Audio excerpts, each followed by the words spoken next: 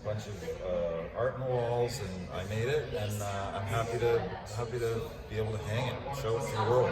Yeah, you were saying this just came about like a week ago. Yep, it fell into my lap, and I said, yes, let's go.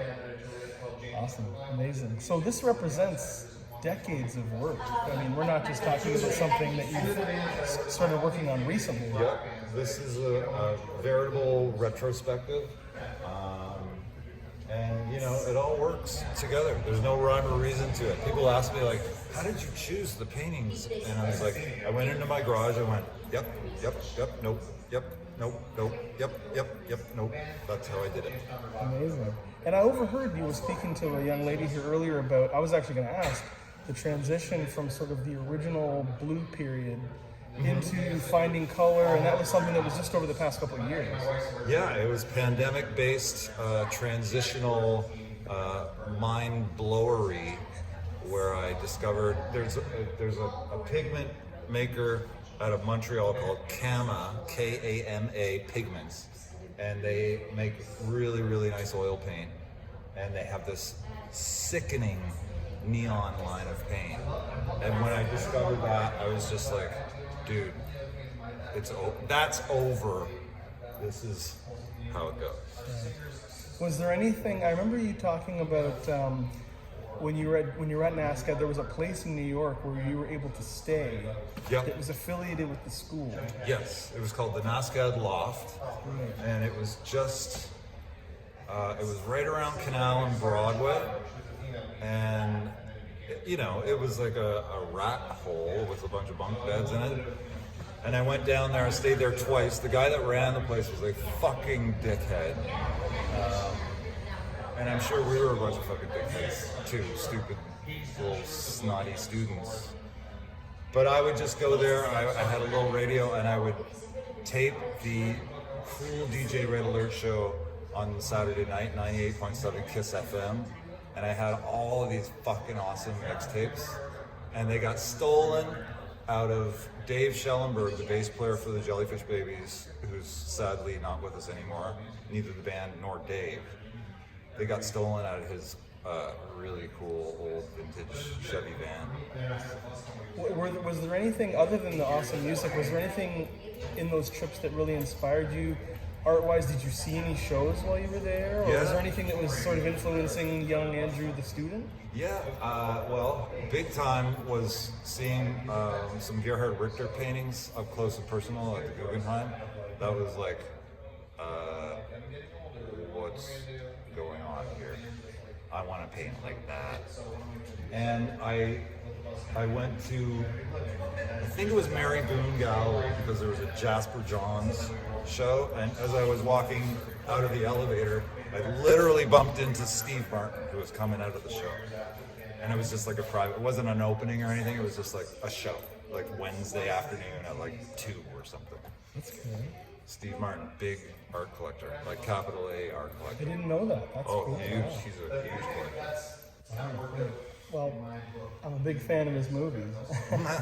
When so on that trip, you were obviously being inspired, and so has anything sort of lasted from that time and sort of influenced even things that you're doing today? Were there any rules or do's or don'ts that you kind of recall from that period? There were a lot of them, but they're all personal taste based, right? Like what I say don't do, you might say do. Right. And vice versa. Like, I know in the whole circle of the arts, I know what I like and I know what I don't like. Music, books, painting, movies. But that's just my sensibility. But I'm pretty firm. I don't need anybody to tell me what to like. Right. And you seem to wear the things that you like, I was gonna say on your sleeve, but on the canvas in a way, you know. Like, I totally do. I even wear it on my sleeve sometimes. Or on your pants, maybe. Yeah, exactly. Yeah. That's awesome.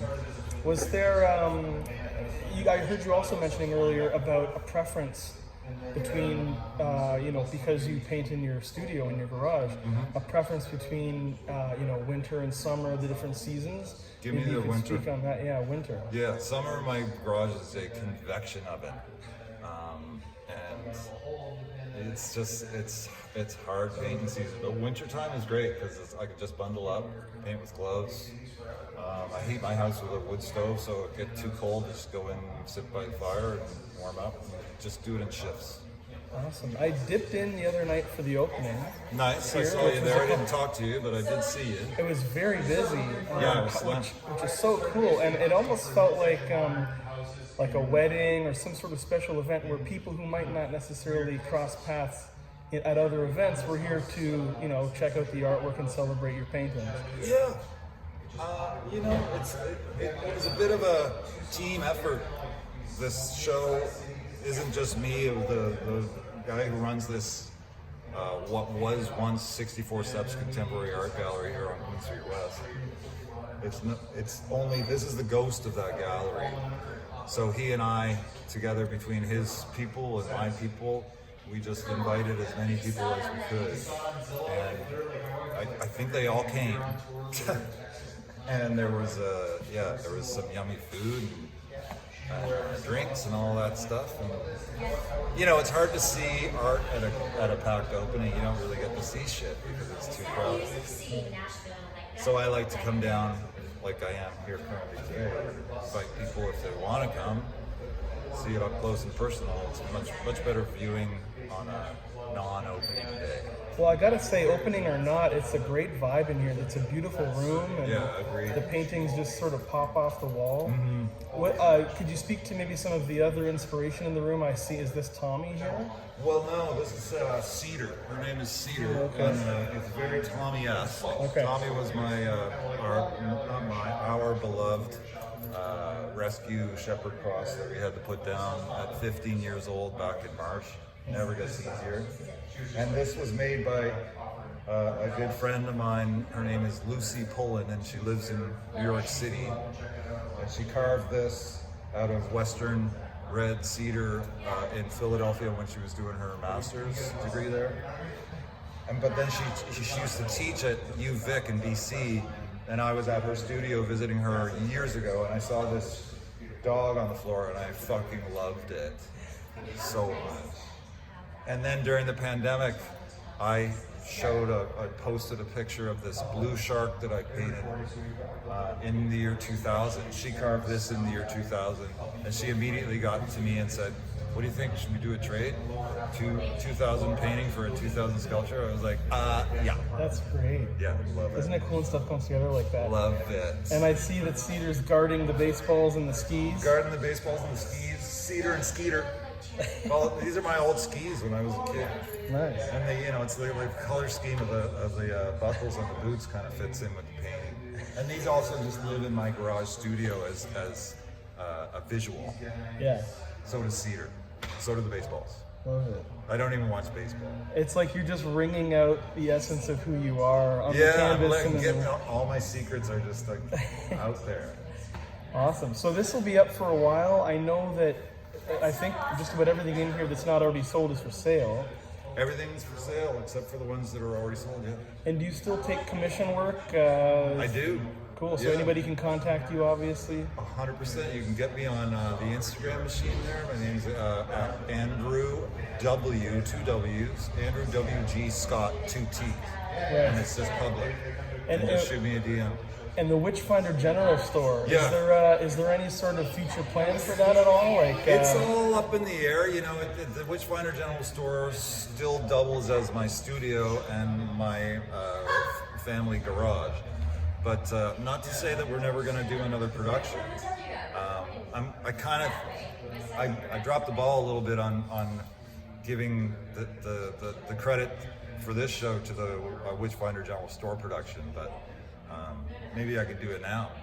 There you go. And speaking of a familial connection, some who watch this might also know you from your musical efforts. Yep. And the new record that has been put out by Soul on the 14th album. Congratulations Thanks on very that. much. Fantastic album based on the bestseller. Thank you. Just to kind of tie in the familial thing on Baxter at the end, maybe you can settle an argument between myself and my co-host Ken. Yeah. What is being said at the end of the song? It's a recording, it sounds like. It sounds like your daughter is it?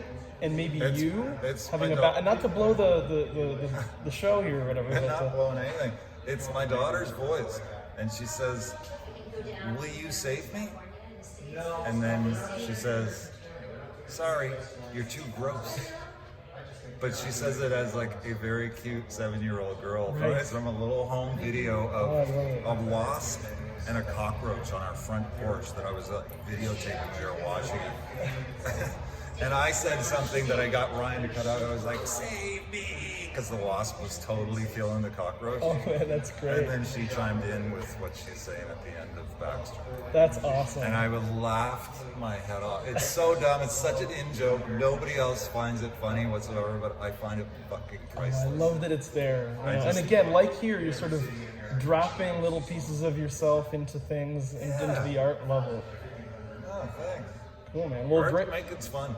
Yeah, And clearly. music is an art. And it's inspiring too, as somebody who's a huge fan. So, Well, I appreciate it. Appreciate your support. so it's 1164 Queen West for people who are in the area here. That's right. October 2025. If you're around, come check it out.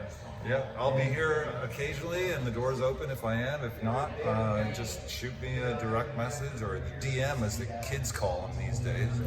Awesome. And Well, I live right around the corner. and come and open up the shop, no problem.